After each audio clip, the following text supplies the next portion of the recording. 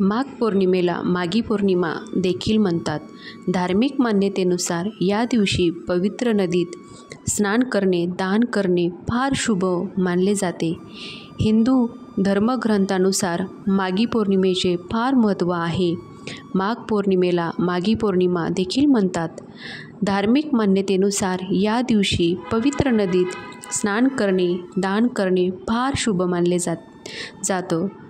असं म्हणतात की असे केल्याने तुमच्या मनातील सर्व इच्छा पूर्ण होतात. तसेच अशी मान्यता आहे की या दिवशी गंगा, यमुना आणि सरस्वतीच्या संगमात स्नान केल्याने सर्व पापांपासून मुक्ती मिळते.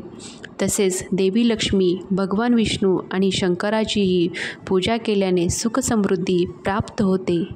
माघ पौर्णिमेचा शुभ मुहूर्त. हिंदू पंचांगानुसार माघ महिन्याचा शुक्ल पक्षातील पौर्णिमा तिथी 11 फेब्रुवारी रोजी संध्याकाळी 6:55 सुरू होणार आहे, तर 12 फेब्रुवारी रोजी संध्याकाळी 7:22 समाप्त होणार आहे. तसेच पंचांगानुसार या दिवशी चंद्रोदय संध्याकाळी 6:32 सुरू होणार आहे. या दिवशी स्नान दानाचे विशेष महत्त्व आहे.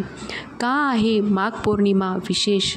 माघ पौर्णिमेच्या दिवशी भगवान विष्णूंनी मत्स्य अवतार घेतला, त्यामुळे या दिवशी भगवान विष्णूंच्या पूजेचे विशेष महत्त्व आहे. माघ पौर्णिमेच्या दिवशी विष्णू आणि लक्ष्मी देवीची आराधना केल्याने सुख, समृद्धी आणि आनंद प्राप्त होतो. गंगा स्नानाचे महत्त्व या दिवशी खूप आहे. हिंदू धर्म ग्रंथामध्ये सांगितले आहे की जगाचे पालन करता गंगेच्या पाण्यात राहतात. यामुळे माघ पौर्णिमेच्या दिवशी गंगेत स्नान केल्यास आपल्याला पुण्य प्राप्त होते. तसेच माघ पौर्णिमेच्या दिवशी चंद्रदेव आणि लक्ष्मी यांचीही पूजा केली जाते. दान करण्याचे महत्त्व.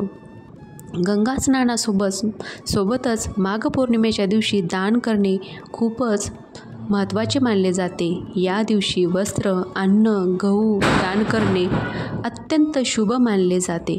असे मानले जाते की माघ पौर्णिमेच्या दिवशी वस्त्र, अन्न आणि गहू दान केल्याने विष्णूंचा आपल्यावर विशेष आशीर्वाद प्राप्त होतो.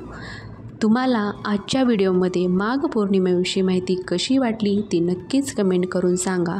आणि हो, ही माहिती तुमच्या मित्रपरिवार व नातेवाईकांशी शेअर करायला नका विसरू, जेणेकरून त्यांना पण अशी माहिती मिळेल आणि त्यांना पण माघ पौर्णिमेचे महत्त्व पटेल.